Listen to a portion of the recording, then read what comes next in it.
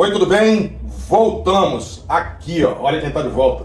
O Podiálogo, o cast do Pacheco. E a gente ficou muito tempo sem fazer essa delícia que é o Podiálogo. É muito bom a gente conversar com gente que agrega, faz a gente pensar, a gente refletir e a gente evoluir nas coisas que nos são caras. Agora, eu não podia voltar em melhor companhia. Hoje, conosco aqui para dividir com vocês temas mais que atuais, uma autoridade e que merece ser chamada como tal. O doutor Carlos Eduardo Lemos está conosco aqui. Obrigado, doutor. Eu que agradeço o convite. É um prazer estar conversando com você sempre, a gente trocar ideias sobre segurança, sobre as questões de Estado. Isso aí é muito importante para todo mundo.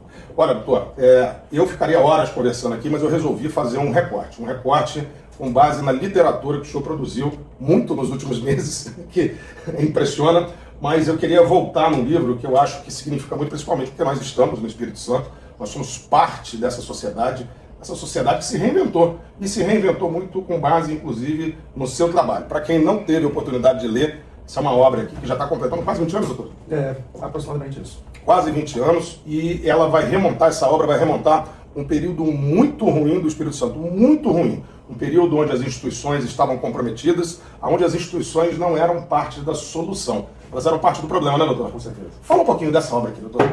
Pacheco, na verdade é o seguinte, o Espírito Santo passou antes dos anos 2000 dominado por organizações criminosas de toda a natureza. Isso é bom sempre explicar para as pessoas entenderem que a expressão crime organizado é um vício de linguagem que faz parecer que é uma coisa só. Na verdade são organizações criminosas totalmente distintas, diferentes umas das outras. E o Espírito Santo ele era dominado por três grandes organizações criminosas de atuações diferentes. A primeira, uma dilapidando o erário.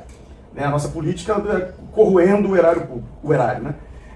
A segunda, já nos anos 2000, as facções tradicionais do Rio de Janeiro chegando nos nossos presídios na época, o Comando Vermelho, foi o primeiro a chegar aqui no Espírito Santo, já no sistema prisional, dominava o sistema prisional nessa época. Lembrando, nessa época o sistema prisional capixaba era o pior sistema prisional do Brasil. É verdade. E, por último, os grupos de extermínio, que eram muito fortes aqui no Estado. O Estado do Espírito Santo era conhecido nacionalmente como um Estado de matadores.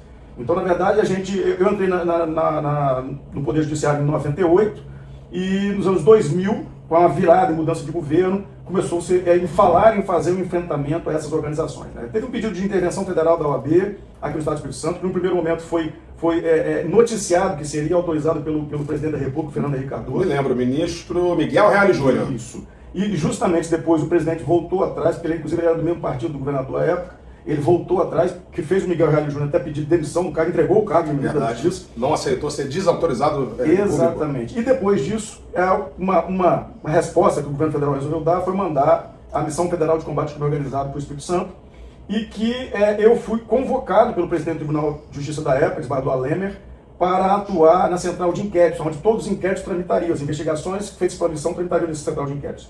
E eu pedi ao desembargador Lemer, presidente do tribunal à época, para me dar um colega para me ajudar, para dar o suporte, e indiquei o Alexandre Martins de Castro Filho, pelo conhecimento. Nós éramos do mesmo concurso, eu sabia do notório conhecimento dele na área penal, inteligentíssimo, a inteligência dele, a experiência dele, que já tinha sido delegado de polícia no Rio de Janeiro.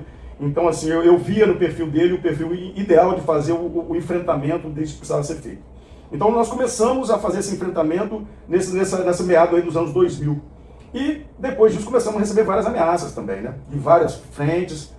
Tentaram sequestrar minha esposa, e só que eu confesso, Rafael, que no fundo, eu lembro das minhas conversas com o Alexandre, no fundo a gente não acreditava que eles fossem capazes de fazer. Nem eu. O Alexandre mesmo falava, ele falava para mim o tempo todo assim, Carlos Eduardo, nós estamos aqui com a missão federal no Espírito Santo, vocês mataram o juiz, o mundo inteiro vem para cá. Então, na verdade, a gente achava que estava querendo só amedrontar a gente. E hoje eu não me dou o direito mais de não confiar que eles são capazes, então que foram capazes e mataram o Alexandre. Então, na verdade, esse livro é onde eu conto toda a história dos bastidores da morte do Alexandre, que foi um período realmente desastroso para o Estado, que não mataram o juiz, mataram o símbolo da justiça, mataram o símbolo de otimismo do capixaba. O capixaba enxergava no Alexandre essa figura de mudança.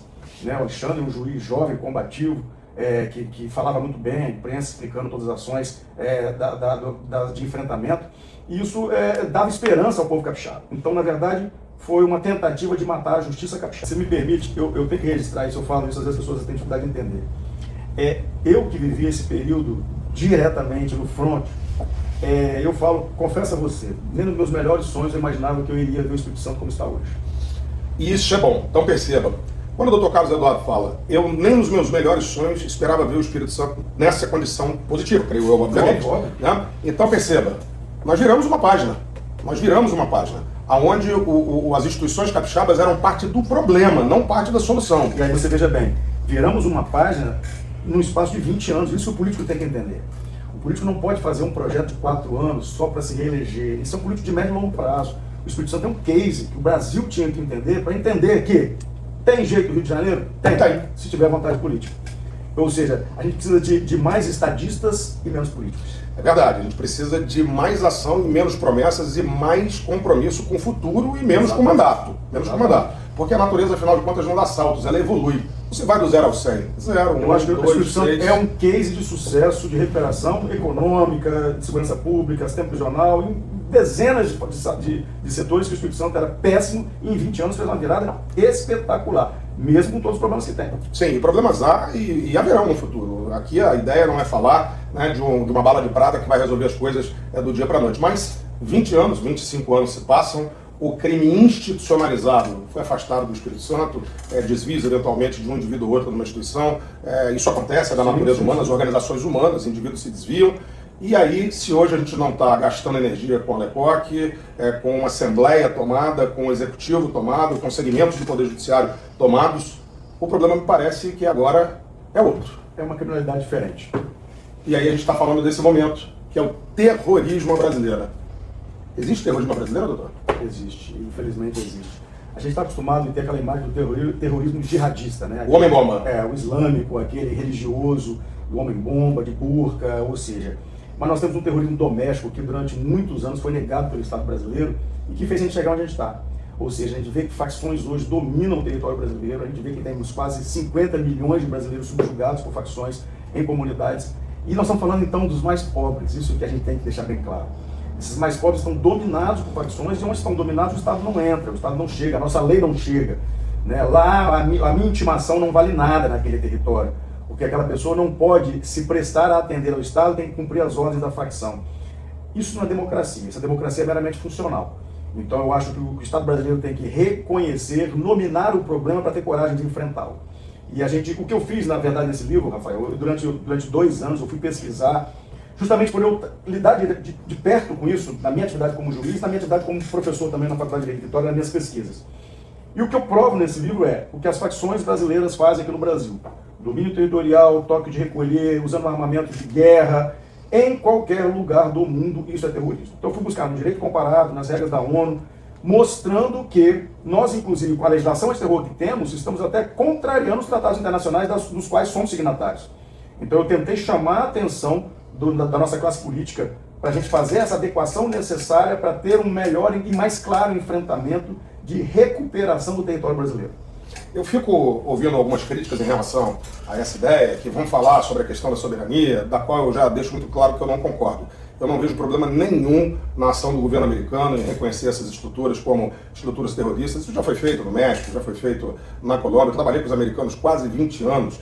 E, aliás, eu vejo coisas positivas, porque quando você tem essa classificação, a cooperação americana fica muito mais fluida. Esse é o ponto. Porque você, abre aspas, afrouxa os critérios americanos. Na verdade, as amarras que são aliviadas do ponto de vista da cooperação estão do lado de lá. Essa classificação facilita a cooperação dos americanos com a gente. Em especial uma questão, acho que vai ser muito útil na questão do contrabando de armas e da questão da lavagem de capitais e da evasão de divisas. São os 2 principais pontos. Acho que está muito bem montado, isso não é algo que me incomoda.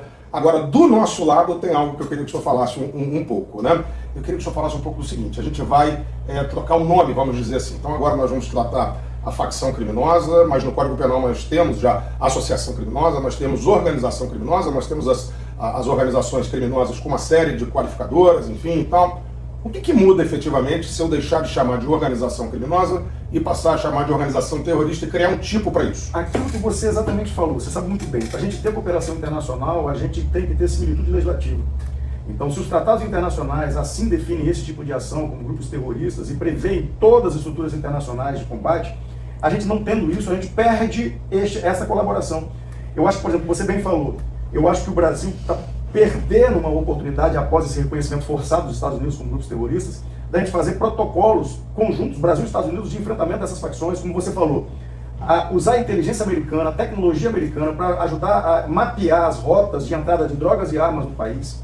A gente usar a inteligência americana, inclusive com os drones mais modernos do mundo, para a gente conseguir controlar os nossos portos. Porque É estranho para todo mundo, as pessoas me perguntam, mas peraí, a gente sabe que 90% da cocaína que vai para o mundo sai dos portos brasileiros, o Porto de Santos, Paranaguá principalmente, e agora os portos do Nordeste, também o Porto de Vitória, já 3 toneladas de cocaína já foram pegadas na via aqui. Então a gente sabe que a cocaína está saindo pelos portos brasileiros, o governo brasileiro não consegue fazer um controle dessa saída.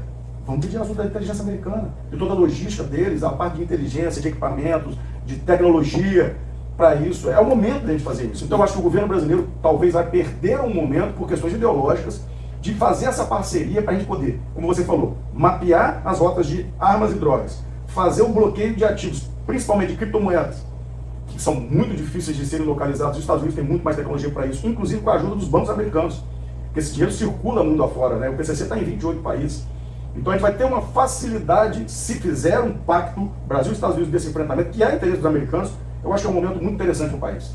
E a gente mandaria um recado mais forte para o que hoje a gente trata como organização criminosa armada? Não tenho dúvida disso. Ou seja, não só isso, o Brasil mandaria um recado internacional. Porque, infelizmente, nós somos vistos internacionalmente como um país que se omite. Essa é a grande verdade. Como é que eu posso conceber, Rafael, que eu tenho uma comunidade no Rio de Janeiro com 1.500 fuzis, o Estado sabe disso, o Estado não vai lá tirar. Como é que eu sei que tem uma comunidade com 3.000 homens armados com armas de guerra, explosivos, com drones soltando granada, com barricada, território dominado, com aquelas pessoas todas presas, milhares de pessoas lá presas, e eu não vou lá retirá-las? Isso é dever do Estado. Então, na verdade, o que eu provo no meu livro também, e no tiro necessário é uma continuação, a segurança segura o tiro necessário. Não, a segurança pública, vale lembrar, artigo 144 da Constituição, é dever do Estado promover segurança pública. Artigo 36 da Constituição, segurança pública eficaz. Se a segurança pública que o Estado está provendo ela é ineficaz, já é inconstitucional. Agora eu queria explorar um ponto interessante, né? Porque eu operei no Rio de Janeiro durante anos e anos, fiz operações de repressão ao Comando Vermelho, participei de tomadas desses territórios, mas eu queria que o Estado brasileiro fizesse a tomada desses territórios na integralidade. Com certeza. Porque a polícia vai lá, né? Eu me lembro, nós ficamos 3 anos na Maré. Ficamos 3 anos, Operação Alagados, me lembro disso até hoje, 3 anos no Complexo da Maré. E aí seguramos a Maré. Quando a gente sai, obviamente, toda aquela estrutura que havia retorna. Por quê? Porque o correio não chega, o saneamento não chega, a escola não chega, a creche não chega, o hospital não chega, a cidadania não chega. E aí, concordo com o senhor, né? Crime é opção. Não venha me dizer que criminoso é vítima da sociedade, que isso é papo furado. Do contrário, toda uma comunidade seria criminosa. Agora, que aquele ambiente ali favorece, em especial, o perdimento de parte da nossa juventude, é inegável. Com certeza. É inegável. Um dia desses eu estava em Colatina e aí me perguntaram, Pacheco, você conseguiria prender os garotos da tropa do Urso aqui de Colatina? Eu falei, eu conseguiria, a Polícia Civil consegue, a Polícia Militar consegue, mas a gente precisa se perguntar se a fábrica que produz esses garotos de 20 anos, ela está sendo alterada. Porque a gente precisa competir com esses garotos. É a mesma ideia de feminicídio, eu fico vendo isso. Né? Tem que dar 40 anos para o cara que matou a mulher. Claro, eu quero todo mundo que cometa essa barbaridade que fique preso 30, 40 anos, que se aumente o tempo dele, inclusive preso. Mas não era melhor a gente ter políticas públicas que evitassem as mulheres serem mortas? Eu acho mais interessante a mulher viva do que prender o feminicídio. E aí, vem a pergunta que eu queria fazer para o senhor. Eu vejo um casuísmo. Aqui eu vejo estudo, aqui eu vejo proposta. Mas em meio político eu vejo um casuísmo. E aí, a meu medo, o sistema de justiça criminal, como o nome sugere, precisa ser um sistema. Com certeza. Quando a gente pega um motor de um carro, né, eu não sou muito de mecânica, mas a gente abre o capô de um carro, o motor ele funciona, né? Liga ali, ele funciona em equilíbrio. Eu não sou mecânico, mas eu tenho certeza que se eu apertar uma daquelas peças, eu vou desequilibrar esse sistema e fatalmente aquele motor, num dado momento, vai colapsar. Vai grimpar, vai colapsar e vai parar de funcionar, vai explodir. Eu tenho visto um aumento de penas, um aumento na progressão, um aumento maior para a progressão de regime. Repito, que eu concordo com tudo, mas não estão pensando no sistema como um todo. A gente não está correndo um risco de desequilibrar esse sistema e a gente voltar aos problemas que tivemos no outrora, por exemplo, no sistema penitenciário? Mas aí que tá, eu acho que política pública de segurança é uma política global. Não é só polícia. Né? Então isso aí tem que estar bem claro na cabeça do executivo e do legislador, principalmente. Tem que pensar assim em todas as estruturas. Por exemplo, você sabe muito bem disso, a base da melhor política de segurança possível é uma boa política social. Isso ninguém se discute isso. Mas outra base da política de segurança, sistema prisional. O sistema prisional hoje no Brasil está falido, você sabe bem disso. O Espírito Santo é uma ilha de excelência, mesmo com todos os problemas, é uma ilha de excelência comparado com o resto do país. Então, se a gente não tiver um projeto nacional de recuperação do sistema prisional, para que a gente tenha um sistema prisional que realmente segure essas cabeças mais perigosas, porque ao contrário do que todo mundo fala, eu provo com vários números, que aqui eu não vou gastar o tempo de todo mundo aqui com números chatos, eu provo que, ao contrário do que todo mundo fala, o sistema prisional funciona sim para diminuir a criminalidade violenta. Sempre que a gente consegue tirar as pessoas mais violentas da rua, os homicídios despencam. O Espírito Santo é um case que mostra isso. O programa Estado Presente mostra isso. Na medida que você tira homicidas, o homicida é o leão que teve contato com o sangue humano, né? Existe essa lenda na África. O leão que matou um ser humano não para de matar nunca mais porque ele sente o gosto do sangue. O homicida é isso. O homem que cometeu um homicídio, tirando o homicídio de ocasião, que é um caso à parte, mas o homicida, quanto mais o homicídio doloso, ele vai se repetir. Tem que tirar de circulação. Tem que tirar de circulação. Então, assim, se você não tiver um sistema prisional que segure, como por exemplo aqui no Estado do Espírito Santo dos anos 2000, não segurava ninguém. A gente tinha 150 fugas por semana, praticamente aqui. Eu ouvi de preso naquela época, falando assim, doutor, vai me condenar? Pode me condenar, eu não vou cumprir mesmo. E ele teve palavra. Na semana seguinte que eu prendi, ele fugiu. Ou seja, e a gente ficava desmoralizado. Então, assim, um sistema prisional forte, como o Espírito Santo tem hoje, é basilar também para o projeto de segurança. Então a gente tem que pensar que o projeto de segurança tem várias pontas. Não é só polícia. Muito bom. E nem só lei. Não, obviamente que não. Porque você fizer a lei sem estrutura para cumprir essa lei também. Isso. E aí eu queria falar sobre isso, porque, veja, né, nós temos aí uma legislação que vai ser cumprida por toda uma miríade de instituições. Vai começar com a Polícia Militar fazendo a prisão em flagrante, as guardas municipais, que são verdadeiras polícias municipais hoje, e quando não, nas suas investigações, hoje 90% das prisões são de algo com prisão em flagrante. Sim. Né, são feitas pelas polícias ostensivas. E aí você vai ter 10% de prisões preventivas, derivadas de investigações e apurações, inquéritos, né, determinando a autoria, enfim. Mas, e as estruturas do Poder Judiciário e do próprio MP? Hoje nós temos, por exemplo, é sabido, nós temos um problema enorme com a pauta do júri, Vitória. Mais de 2.000 júris aí sendo pautados, e aí você começa a ter uma série de decisões do juiz liberando essas pessoas em função desse tempo todo. Então a gente vai fazer toda essa mudança, mas o sistema processual tem que acompanhar, a aplicação da justiça tem que acompanhar. E a aplicação da justiça tem que acompanhar na sua estrutura do Poder Judiciário e do Ministério Público, porque você veja, aqui no júri, mesmo como você falou, já teve situações. Tem juiz para fazer, mas não tem promotor. Hoje tem promotor, mas não tem juiz. Então, assim, a gente tem que realmente pensar nas estruturas que têm que ser diferenciadas e atualizadas, por exemplo, de repente, com uma vara especializada em combate a organizações criminosas, com juízes especializados, promotores especializados para esse tipo de criminalidade diferenciada também, que não é uma criminalidade pensada pelo nosso legislador, que o nosso Código Penal de 1940. É um crime romântico hoje em dia, é um crime pequeno, então a gente tem que pensar em aperfeiçoar a legislação para esse tipo de criminalidade organizada que a gente tem hoje também, que é bem diferenciada, e em todas as estruturas de execução. Então, assim, a lei de execução mesmo tem que ser toda repensada. Eu ia dizer isso, doutor, porque fala-se muito isso. Eu ouvi uma vez de uma pessoa que eu admiro muito. Poxa, uma democracia quer tornar mais dura uma lei feita na ditadura, que é o caso da LEP, que é de 84, né? E eu vou poupá-lo, porque eu tenho altíssima conta dessa pessoa, né? Mas eu não posso concordar. Não é que a democracia quer piorar uma lei feita numa ditadura. É que a criminalidade desta democracia é uma criminalidade diferente da criminalidade que se apresentava naquele momento em 84. Não só isso. A realidade é o seguinte, muito que foi pensado na LEP, o Estado brasileiro não conseguiu estruturar e não vai estruturar. Como, por exemplo, você sabe muito bem, no sistema progressivo de cumprimento de pena é uma falácia porque nem todos os estados têm unidades de semiaberta e aberta. Exatamente. E, na verdade, nenhum estado brasileiro tem unidade aberta. Então, cara, eu preciso de um político que tenha coragem de chegar e falar assim, temos que mudar o sistema progressivo. Ele não pode ficar com medo de ser antipático ou parecer que está sendo duro. Na verdade, ele tem que ser real com a população.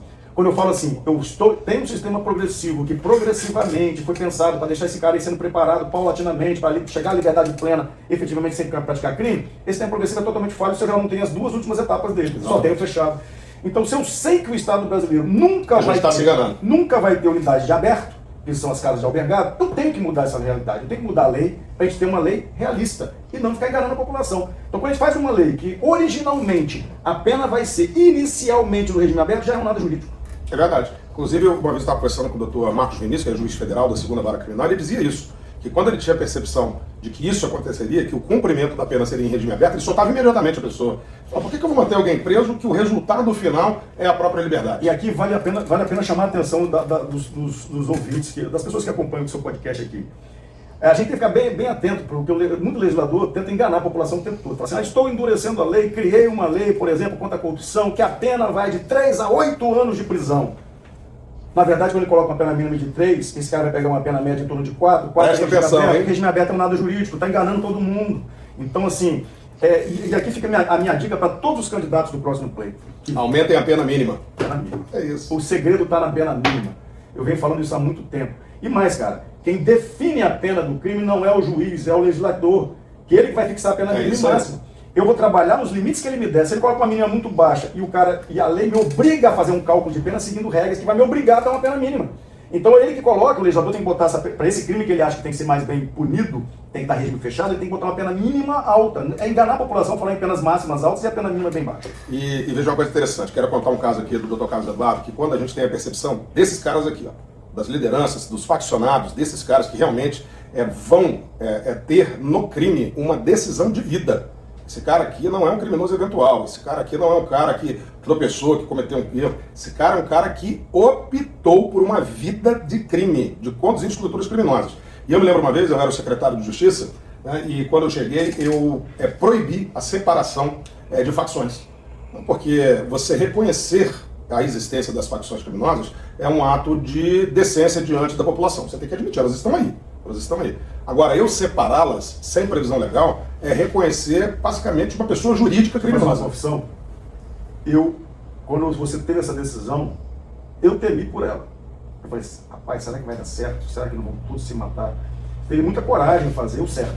E você fez o certo.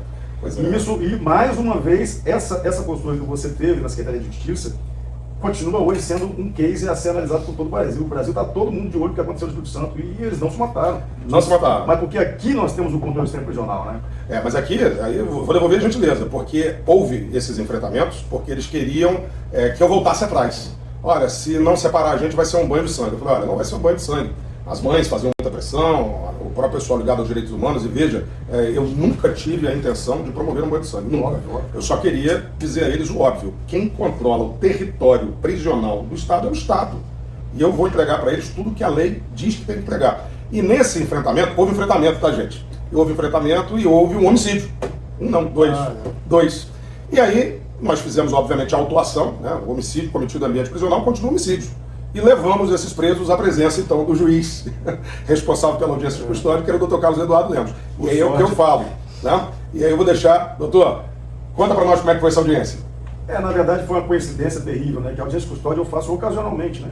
E eu vi na matéria do jornal que no dia, eu acho que era um sábado, que eu ia estar no plantão da audiência de custódia, na sexta-feira teve essa ocorrência lá, esses dois presos que esfaquearam, deram um susto, né, no outro preso, de uma facção rival. E aí na audiência de custódia, a primeira coisa que eu perguntei para eles foi justamente isso. Eles chegaram com uma postura bastante brava, né, bastante assim, olhando o Estado de cima para baixo. E aquilo ali, na hora que eu olhei, eu entendi a postura deles, eu perguntei, vocês então fizeram isso por quê? E eles falaram, doutor, sabe como é que é, briga de facção? Eu falei, vocês são da facção? Que facção? Um olhou pro outro rindo, vocês são da facção, orgulhosos, são da facção tal. Perfeitamente. Em razão disso, aplico o RDD, regime disciplinar diferenciado, estamos transferindo para o Presidente Federal. Isso aí. E eles falaram, inclusive eu lembro que um deles virou e falou assim, então o senhor está querendo dizer que a gente tem que falar mentira? Eu falei, não, vocês são homens para tentar matar os outros, tem que assumir que vocês fazem realmente, parabéns agora, eu vou cumprir o que a lei determina. E a lei fala, se eu identifico como membro de facção, eu posso votar imediatamente em RDD. Então a gente tomou uma atitude dura que fez refrear esses ânimos de ataque entre eles lá dentro. Então a gente tem que realmente ter essa sensibilidade. É isso, e veja, essa questão da não separação de presos em razão de facção criminosa, que não é uma previsão legal, acabou virando lei. Acabou sendo levado ao Congresso Nacional, porque é isso, a gente não pode dar uma personalidade jurídica a uma facção criminosa, isso não faz sentido nenhum. Né? E agora vejam, as autoridades precisam estar imbuídas disso. E eu acho que o Dr. Carlos Eduardo falou muito bem em momentos atrás. Não pode ser um juiz, um policial. Tem que ser a polícia, o Poder Judiciário, o Ministério Público. Senão a gente vai ter lutas individuais, e lutas individuais são muito desgastantes. Isso não é interessante. Doutor, agora a nossa crise aqui. O tiro necessário. Mas tá fazendo sucesso, hein? Mais uma vez, assim, nessa linha de enfrentamento a essas organizações criminosas, organizações que estão de formato paramilitar, muitas vezes mais bem equipadas do que o próprio Estado, com seus armamentos, tecnologia, que estão treinando homens, inclusive em guerras, como a gente já tem vários levantamentos da própria Polícia Federal. É uma criminalidade diferenciada e é uma criminalidade que, com esse armamento de guerra, definitivamente a nossa legislação é cruel para com o policial que faz esse enfrentamento. A gente exige do policial que ele vá para a rua combater esses criminosos. E ele tem uma insegurança jurídica terrível com a legislação hoje de legítima defesa. Então, na verdade, o que eu proponho no tiro necessário é, basicamente, que mude a legislação para deixar bem claro que não se pode, como em nenhum lugar do mundo faz, é isso que eu também provo mais uma vez para a análise do direito comparado, pelas regras da ONU, inclusive de engajamento, nenhum lugar exige que o policial primeiro tome um tiro para poder reagir em legítima defesa. Esse policial tem que atirar primeiro, quando a gente está falando de criminosos com arma de guerra, doutor Lázaro. E eu explico isso também pela análise balística. A balística explica isso que o nosso sistema de justiça exige em não admitir. Eu explico aí no livro, aí com mais detalhes, que aqui não vai dar tempo de falar, que na verdade um fuzil, ele é um aparelho para zonas de guerra. Ele não foi pensado para zonas urbanas. Para os ambientes urbanos. E a gente vai pensar pela energia cinética, pelo deslocamento, pelo alcance desse tipo de munição. Eu não posso deixar um criminoso sem habilidade, drogado, com essa arma na mão, efetuar um disparo em zona urbana. Quando esse cara está com um fuzil na mão, e eu provo isso, ele já está colocando em risco iminente toda a sociedade. Um tiro de fuzil largado por um criminoso maluco desse, ele é um acaso balístico sem precedente. Então, na verdade, o que eu estou tentando explicar é que, como em qualquer lugar do mundo, se um criminoso aparece com um fuzil no Central Park, ele vai ser abatido. Se um criminoso aparece com um fuzil na Champs-Élysées, ele vai ser abatido. Aqui no Brasil, se a gente conseguisse fazer uma interpretação melhor do artigo 25, daria para a gente entender isso também. Só que as interpretações não têm sido essas. Por isso é que eu sugiro uma modificação do artigo para que o policial tenha mais segurança no agir contra as armas de guerra. Quem está enfrentando o fuzil, quem der o primeiro tiro, vence. Eu não posso deixar um policial meu, do Estado, ser abatido. E mais, quando o policial é abatido, quer dizer que aquela população que está dominada pelas facções continuam dominadas. Então, quando eu faço a sugestão da alteração do artigo 25, é pensando na segurança maior dessas populações que estão hoje dominadas pelas facções e do policial que está na ponta de lança fazendo o enfrentamento. Olha, é isso. É segurança pública entendida como um conceito amplo que passa por um endurecimento da legislação penal, processual penal. Deixa eu te interromper? Claro. Não é endurecimento, é adequação. Olha, fala mais, doutor. Não, porque, na verdade, quando a gente fala endurecer, parece que é endurecer por endurecer. Ou seja, que eu estou querendo ser malvado, uma legislação cruel, não. Eu estou querendo dar uma legislação adequada para o meu policial poder fazer um enfrentamento com segurança. Estou pensando na segurança do meu policial, que representa o Estado, que representa a minha segurança. Quando esse cara estiver com um fuzil efetivamente na minha frente, eu quero que ele seja eliminado imediatamente. Eu não quero que ele tenha a capacidade de efetuar um tiro de fuzil contra a minha casa, contra o meu carro, contra quem quer que seja.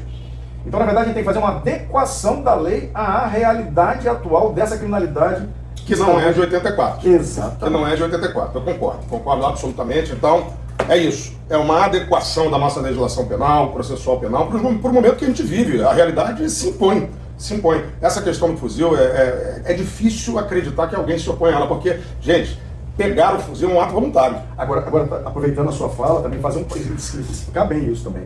Isso aqui não é autorização para a polícia sair matando. Não, é absoluto. Definitivamente. Nem excessos, porque o policial que pratica excesso, ele tem que responder por isso, e nem que seja isso uma utilização para qualquer tipo de arma. Não é isso, a gente está deixando bem claro. Minha proposta é para aqueles criminosos que fazem a opção por portar essas armas de guerra. Essas armas, sim, eu não posso, de hipótese alguma, porque se eu for para pensar, e eu explico isso no capítulo que eu falo sobre balística, né? Vamos ver, um tiro de pistola, ele tem um alcance qualificado de 50 metros. Nós estamos falando de armas aqui, Pacheco, que tem 7.000 metros de alcance de tiro, que a ONU sugere que não sejam usadas nem em zona de guerra. Eu já fiz audiência aqui de interrogatório de sujeito que estava manuseando .50 em roubo a carro forte aqui na Grande Vitória. Esse tipo de armamento, eu não posso, é inadmissível que ele fique transitando dentro dos centros urbanos. Em nenhum lugar do mundo isso acontece como acontece no Brasil. E a gente tem que adequar a nossa legislação. Adequar a legislação, até porque a gente precisa diminuir a taxa de sucesso do crime. Então você imagina que quando... Está valendo muito a pena. Está valendo muito a pena. E você veja, aqui no Espírito Santo, né, Rodrigo Pimentel, um grande amigo, né, ele aqui conosco aqui no Espírito Santo, e eu fiz uma abertura de uma palestra que ele concedeu aqui no estado, e eu dizia, olha, Rodrigo, a gente tem muito a aprender com você e nada a aprender com o Rio de Janeiro. Né, porque, veja, hoje assalto à padaria no Rio de Janeiro tem fuzil. Fuzil. Assalto à padaria. O cara faz um assalto numa padaria. Quer dizer, a taxa de sucesso no crime do Rio de Janeiro está ótima, né? Porque o fuzil virou peça decorativa dessas pessoas que insistem nisso. Então, a ideia realmente aqui está muito boa. Eu queria agradecer. Obrigado, doutor Carlos Eduardo. Isso aqui gostei. É uma adequação da nossa legislação penal, legislação processual penal, segurança pública entendida como amplitude, política social, política pública transversal, as forças de segurança, proteção, garantia, adequação, novamente falando, para os nossos policiais, segurança jurídica, para que a gente possa continuar, pelo menos aqui no Espírito Santo, num caminho de modernização e da construção de uma paz social. Quer uma palavra final, doutor? Eu gostaria de falar para todo mundo o seguinte, eu agradeço a oportunidade, cara, de estar falando com você aqui, eu sei de toda a sua experiência, você é um cara que é excepcional, mas eu quero dizer o seguinte, segurança pública não é só de interesse de autoridades do Estado, não, segurança pública é um tema de todos, e mais também. Eu já ouvi muito, depois dos meus livros, esse livro é um livro de direita. Meus amigos, segurança pública não é política de direita nem de esquerda, é política pela vida. Eu acho que a gente tem que pensar, eu quero mais que todos os políticos de direita ou de esquerda entendam as necessidades de adequar para a gente ter a segurança para todos. Porque não adianta, eu posso ser um político de direita ou de esquerda, se eu não sair de casa e tomar um tiro, eu não vou executar nada do que eu penso da minha política. Então, acho que eu agradeço a oportunidade. Isso é engraçado. Dia desses, para finalizar, eu fui fazer uma palestra, tinham 2.000 pessoas, e essa pergunta me foi feita, né? O senhor é de direita ou de esquerda? Eu falei, olha, eu posso dividir com vocês minhas convicções, mas eu vim aqui falar para 2.000 pessoas. Talvez se eu disser isso agora, metade de vocês deixem a sala. E eu disse exatamente isso. Mas eu queria lembrar vocês que não tem tráfico de direita nem de esquerda, não tem contrabando de arma de esquerda ou de direita, não tem cocaína de esquerda ou de direita. Segurança pública é um bem suprapartidário. Com certeza. Nós precisamos deixar dela. claro. Doutor, eu queria agradecer e queria chamar você a ler essas obras. Entenda nosso Estado, entenda o que aconteceu há apenas 25 anos atrás e acreditar que se a gente venceu aquele momento, a gente pode continuar no caminho de modernidade para evitar que acontecesse o que aconteceu no Rio de Janeiro. Proposta para o nosso país, porque nós somos uma federação e não basta as coisas estarem bem no Espírito Santo se a federação está adoecendo. Bahia e Rio de Janeiro estão colapsando a passos largos. E olha, para funcionar melhor esse pensamento, tiro necessário. Gostei de todos eles. Esse aqui eu vivi, esse eu aprendi, esse eu concordei. Lê você também.